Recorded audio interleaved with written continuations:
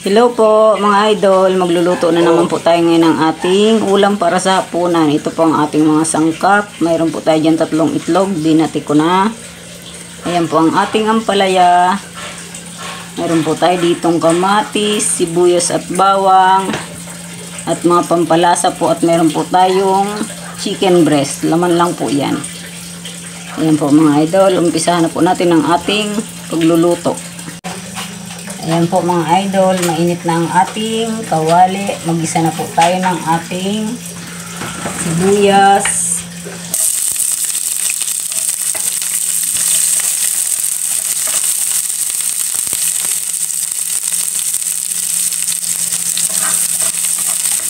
Sunod na po natin agad yan ang ating bawang.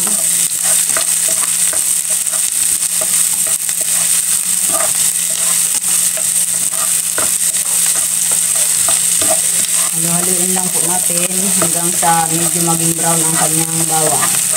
Pag ganyan, medyo okay na po yan. Isunod na po natin dyan ang ating kamatis.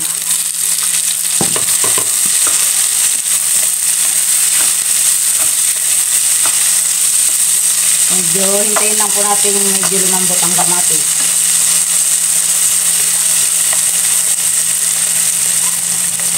Halo-haluin lang po natin mga idol. Yan, pag ganyan, medyo okay na po yan. Lambot-lambot na. Ilagay na po natin ang ating slice na chicken breast.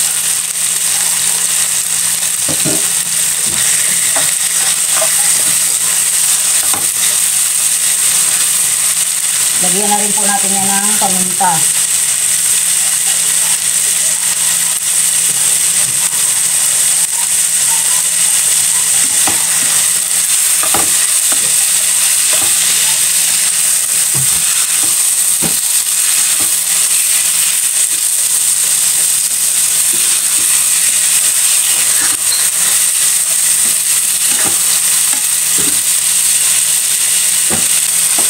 Pag ganyan okay na po mga idol, maputi na yung manok niya, nagisa na po siya, ilagay na natin ang ating ampalaya.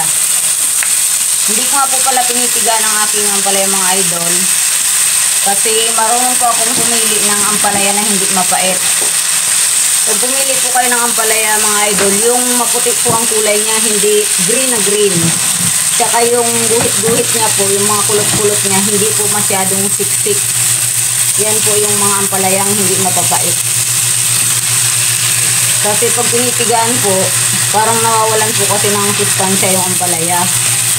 Kaya ganyan po ang ginagawa ko dyan. Pagkahiwa ko po niyan, hinuhugasan ko lang po yan. Wala pong piga-piga. Ayan po. At lagyan lang po natin yan ng konting tubig. Konti lang po talaga. Para lang po maluto ang ating ampalaya. Lagay na rin po natin dyan ang ating mga napiling pampalasa. Ayan po. At lagyan rin po yan natin ng konting oyster.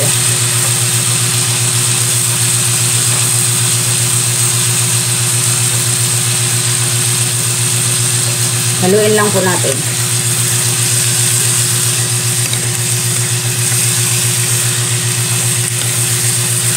Pag naglalagay po ako mga idol ng pampalasa, hindi po ako naglalagay agad ng asin. Kasi po yung mga pampalasa natin maalat na rin eh. Pag tinikman ko po at kulang pa siya sa asin, tsaka lang po ako nagdadagdag.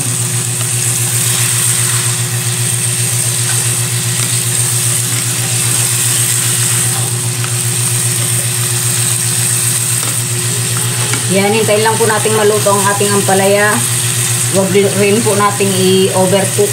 Gusto ko po medyo malutong pa yung ampalaya niya, hindi talaga lutong-luto. Tsaka po natin dyan ilalagay ang ating itlog na binati.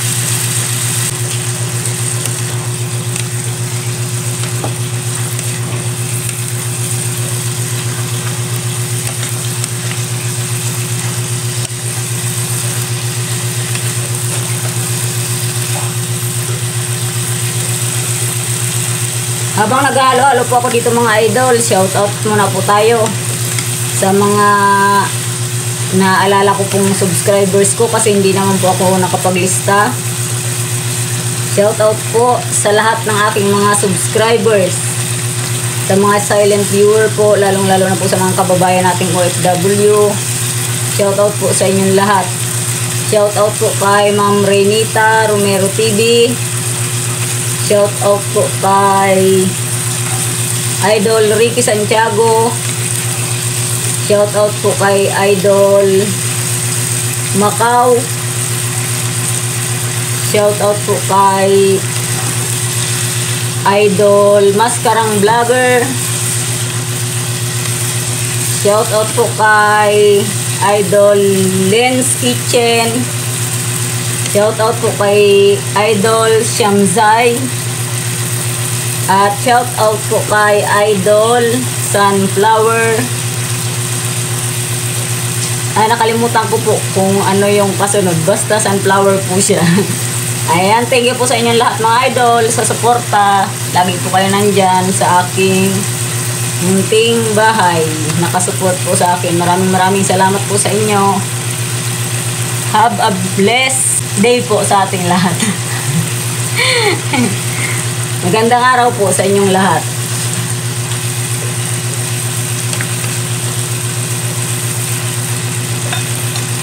Ayan po para sa akin, okay na po yung pagkaluto niya. Ilagay na po natin ang ating itlog. Hintayin po natin mag-set ng konti bago natin haluin para po hindi masyadong durog na durog ang itlog.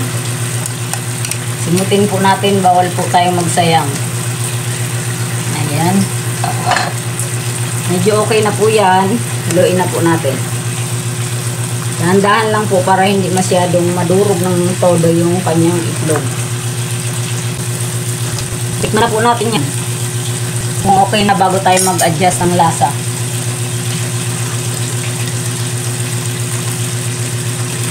Ayun, para po sa akin okay na. Hindi ko na po yan dadagdagan ng asin. Ayaw ko po ng masyadong maalat na timpla.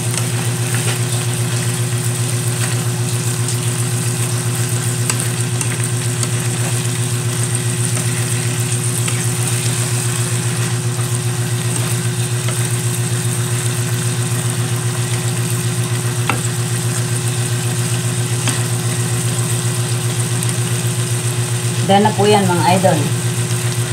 Thanks for watching po.